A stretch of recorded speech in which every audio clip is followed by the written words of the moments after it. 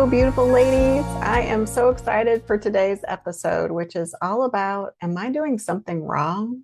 This skills just aren't working with my man. And I just want to welcome you back. Today's episode is really designed for you. If you've ever thought things like, I know what I want, but it just feels like it's out of reach, or I believe that I'm doing the right things, but something just isn't shifting, or these things just don't work with my guy. Or even one of the things I would often think was, why does this feel so much harder for me than it seems like it is for other people? And today I would love to talk about this in a way that shares how it completely shifted all of those things for me and honestly changed my life, my marriage, my relationships in general, how I do life. And honestly, it changed my sense of peace. And it's this: in my experience, our life doesn't respond to what we want until we respond to who we believe we are. And when we think about that from a skills perspective, there's an author that I have read books from. Her name is Catherine Ponder, and she said it in this way, and it really resonated with me. And that your mind attracts to you the things that you identify with most strongly. Think about that. I'm going to read that again. Your mind attracts to you the things that you identify with most strongly. So what does that mean? If we look at the things that we really identify with, that's what is often going to show up in my experience in our life. It's not going to be what I hope for, or it's not going to be what I put on my vision board, or even what I journal. And it's not even going to be what I work really, really hard to create most of the time, unless my identity is aligned with those things. And before we go any further, I would love to say this clearly because I really struggled with this. This isn't about blame or shame or guilt. And it's also not about your vision is wrong, you're doing the skills wrong. And this is also not about bypassing any pain that you might be experiencing because your vision isn't your reality right now. This is about, for me, understanding how my identity quietly shapes my nervous system, which then shapes my choices, which shapes how I show up, what I believe is possible in relationship, and what I allow myself to receive and even to believe is possible. And in skills language, this correlates for me to what we focus on increases. And I see that time and again. It is so true. And I recently taught a skills mastermind on this exact topic as a follow up in our group coaching community to our 2026 visioning process. And I realized that for me, this was such an important part of practicing the skills and becoming that magnetic, vibrant woman that could attract my vision, that I wanted this conversation to also live here too in our broader community. So I would love to invite every woman who has been trying her best to love or heal or grow from effort alone to just have an open mind and think about where this might resonate with you. And I would love to start with sharing my own journey because I did not come into this work identifying as a woman who was worthy of love or ease or devotion or being chosen or any of those things, not even close, if I'm honest with you. On the outside, I looked really confident. On the inside, my self-worth, my value that I placed on myself and what I believed was possible had a very, very low bar. So I don't know if you can relate to that. Yet for most of my adult life, my identity was, underneath the thing that was running everything. My identity was something like, I am always going to be a woman that has to just try harder than most people. I'm the responsible one. I have to do the work because others aren't going to show up. I'm the strong one. Others can't do some of the things. And also, I'm the one that has to hold it all together. And even more, And that identity looked good on the outside, from looking in. People would say things to me like, you're so capable, or you're so committed, or you're such a loyal person, friend, wife. You're such a loving mom. I was such a good leader at work, and I was successful in those areas. I had a lovely family. Yet inside, what was really going on inside of me was I was exhausted. I felt unchosen. I felt lonely in my marriage. And I was deeply afraid that if I stopped trying, if I stopped efforting, that everything was just going to fall apart. My whole life would just crumble. And when betrayal entered my marriage, something different cracked open. I think things did fall apart in a way. And it wasn't just in my relationship, it was in this belief system, in the identity, because all of the things that had been operating under the surface, where I believed that my effort was going to save me, they started to really show themselves fully.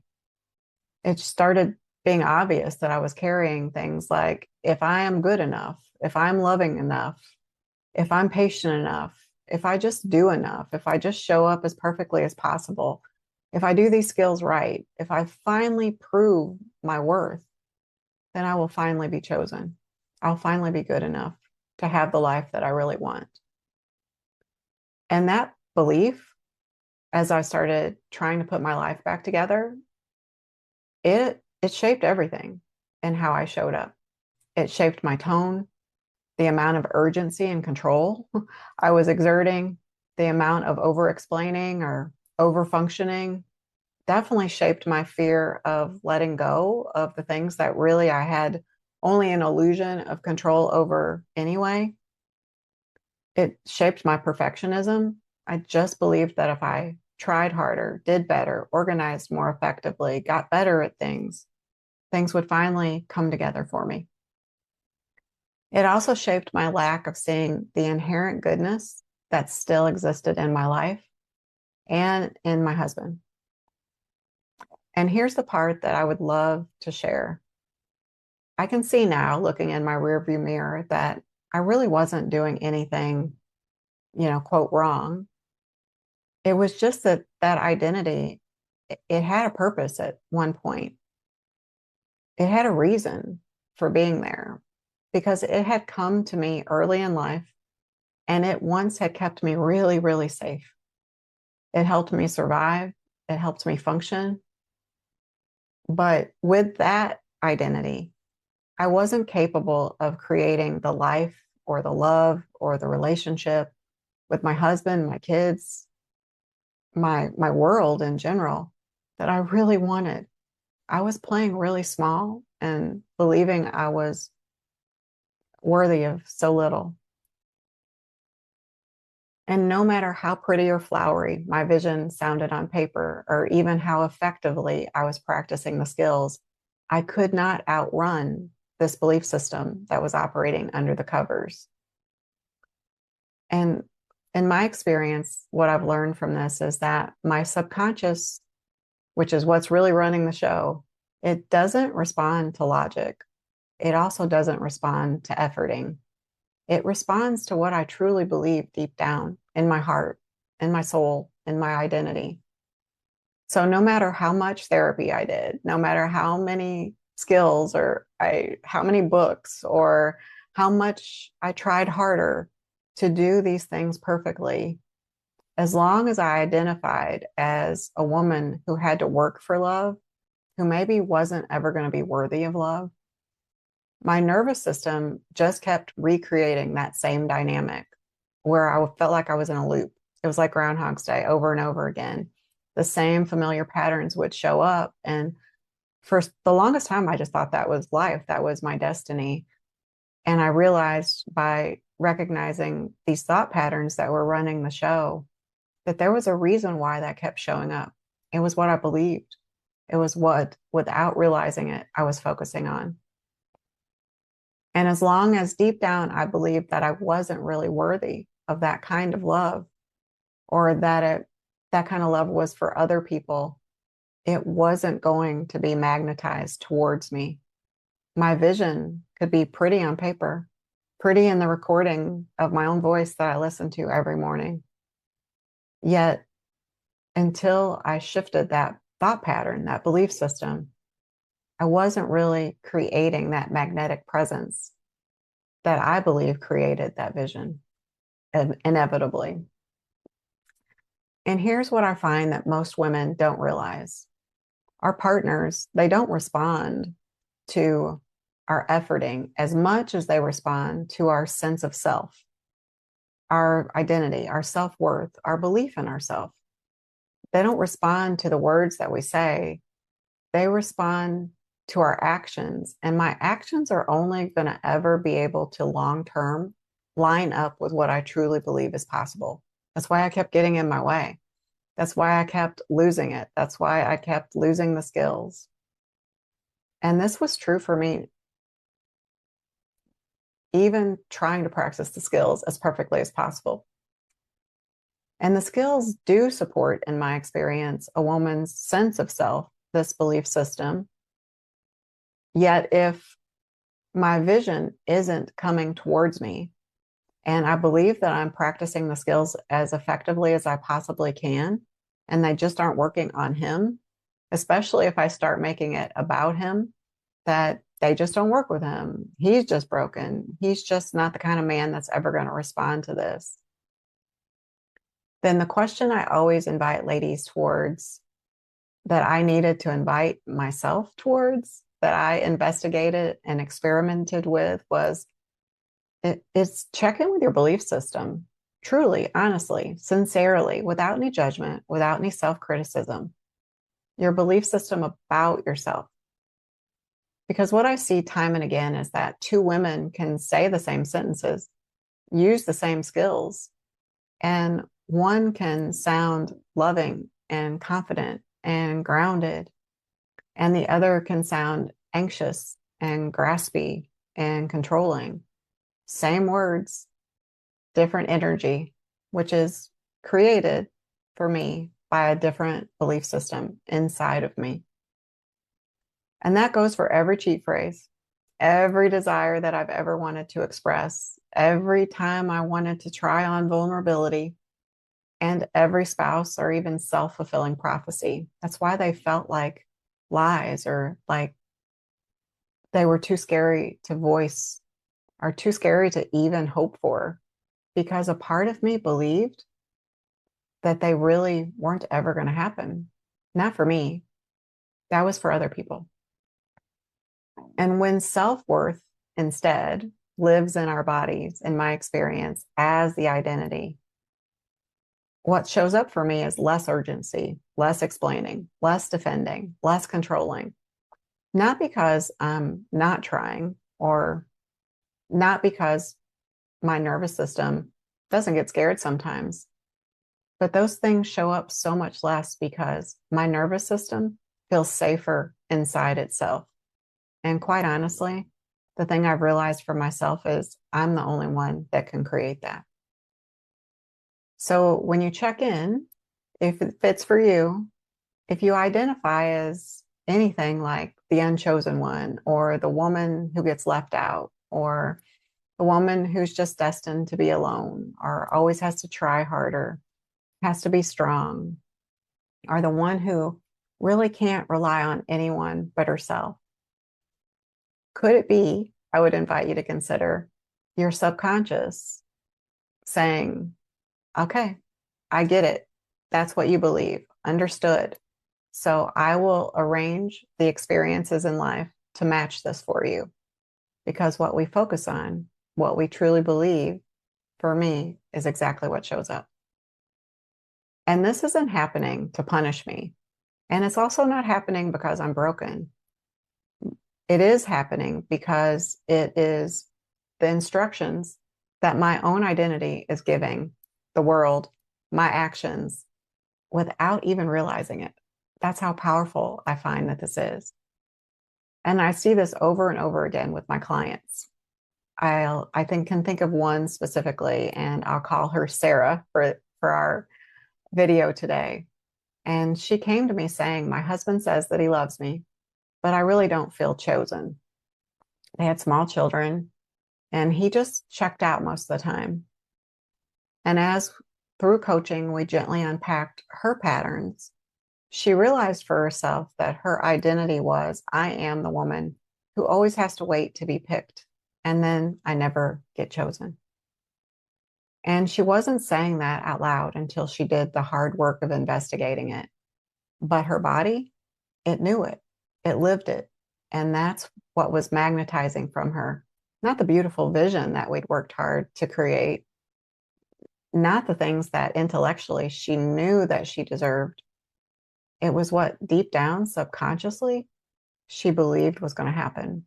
She believed was inevitable. So she started shifting that into I am a woman who chooses herself strictly from her paper. And that's how she started. She started choosing herself. And slowly but surely, everything in her world changed. I watched her posture soften, her tone slow down, her over explaining stop, her urgency to control dissipate. And her husband, when that space was created, he leaned in, not because she was demanding it from him, not because she was asking for it constantly like she had been. And honestly, not because she was even trying harder, but because she had slowly but surely, through loving herself and shifting her own identity, changed that field of existence of what was possible for her. And that is beautiful. And another woman that I've worked with in the past also comes to mind. And she'd been through infidelity twice. And her identity had quietly become, I'm the woman who has to accept breadcrumbs. And I know that pain. And before even the infidelity, I know for me, there have been pieces of that inside of me living all throughout my life. I had evidence that that was the case, and so did she. And once she was able to release that identity, not through guilt or shame, but with compassion, with love, with empathy for herself, and not with force. She didn't just heal the resentment that had built up in her marriage. She healed herself first. And the way that she showed up as a woman, as a wife, as a mother, as a human being existing out in the world, I watched it completely transform before my eyes. And I don't know that there's much in life that's more beautiful than that.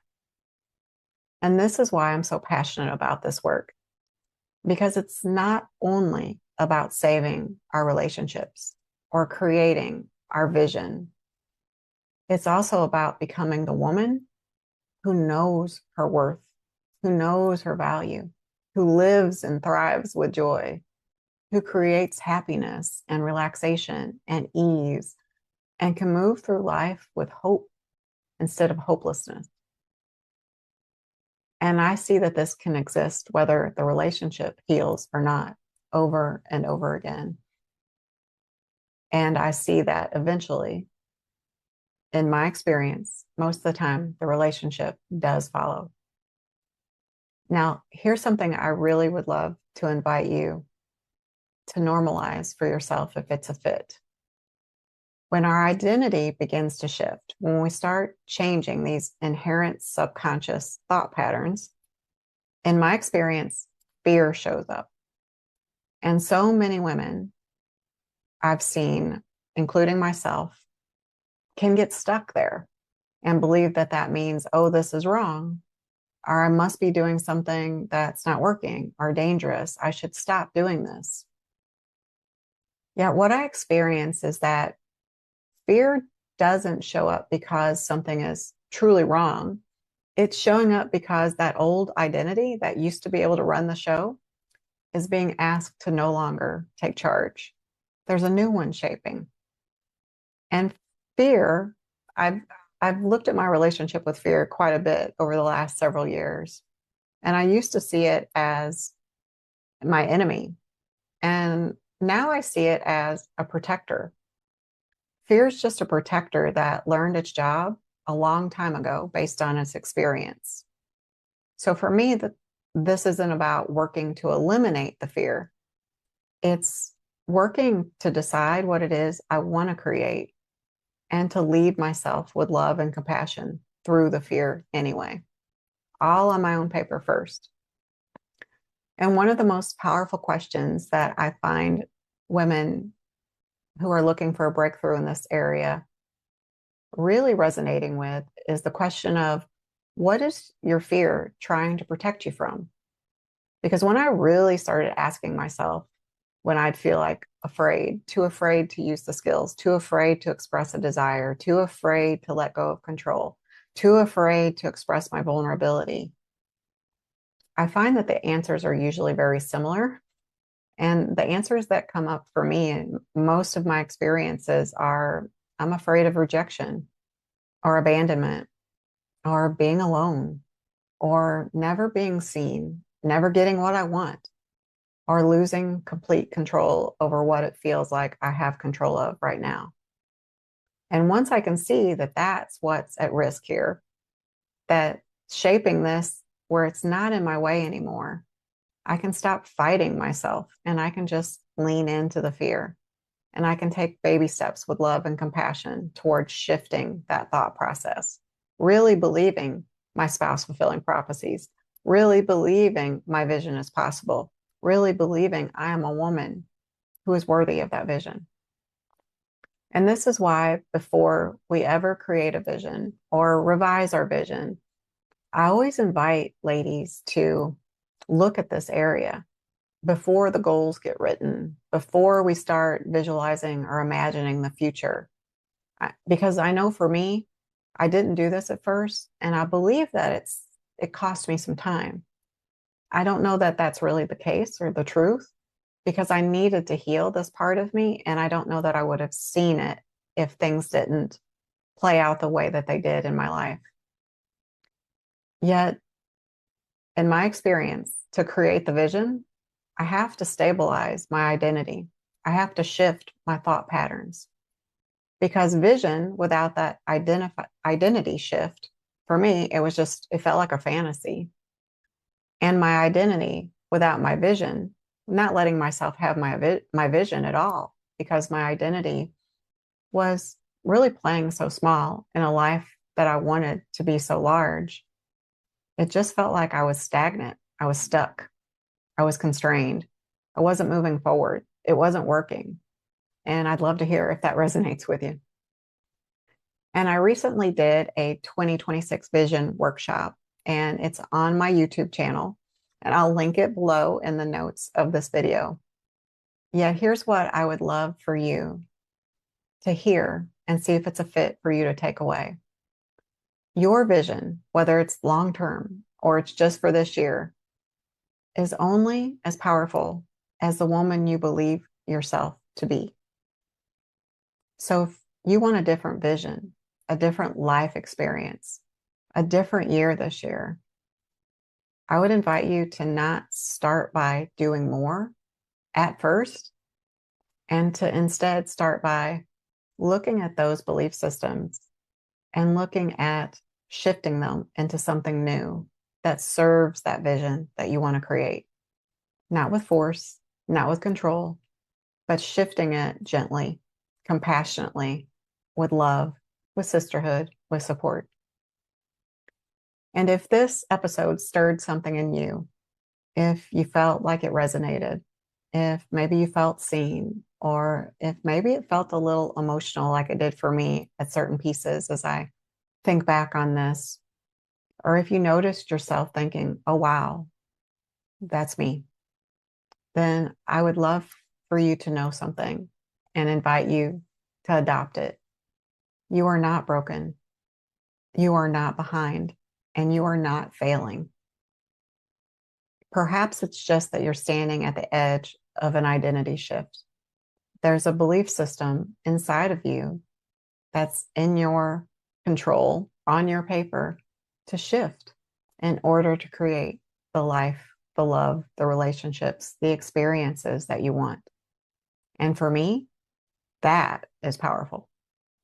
And if you would like to go deeper, again, the vision workshop is available on the channel, linked in the notes. I would invite you, no matter when you find this video, if that's something you want to work on to create your vision, it's there. There's a workbook linked in it as well. And you can also explore some free resources on my website. You're also welcome inside our group coaching community, where we just shower each other with love and support, and we can be real and authentic in everything.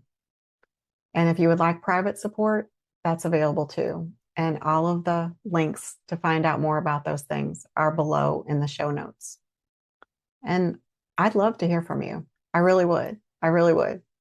So if it's a fit, I would invite you to comment in the messages and let me know what resonated, what came up for you, or even who are you becoming as you move towards the rest of your vision? What is that you want to shape? Because in my experience, when our identity changes, life, relationships, they have no choice but to follow. So thank you for doing this work. Thank you for being the kind of woman that's here listening to this and is believing in the inherent goodness of possibility, that's looking for hope, that's curious, that's willing to experiment. And I am sending you so much love and encouragement. And please remember that while there is breath, there is always, always hope.